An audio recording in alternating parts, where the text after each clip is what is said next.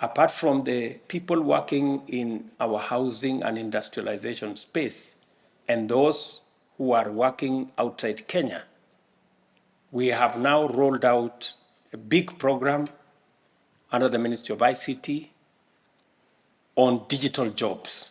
We have so many companies across the world who are looking for Kenyans to work for them. Not to work for them in their countries, but to work for them from Kenya.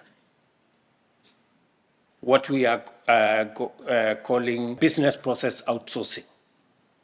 The largest business process outsourcing company in the world has just opened an office in Kenya, so that we can get many Kenyans working. For those of you who follow, if you go to Tatu City, for example, we now have almost 15,000 people working for American companies from Tatu City under that arrangement. And we are rolling out that process and providing infrastructure so that more of our young people who are getting out of school can work in these business process outsourcing places, so that many of them can get jobs and they can be meaningfully engaged. For Kenyans to work across the world, it's very important that we have the right quality of education and training. If there is one resource we have as a country that is more precious than any mineral, it is more precious than gold, silver, oil, all of them put together, it is our human resource. We have a culture of hard work. Kenyans, wherever they are, and I have been to many countries.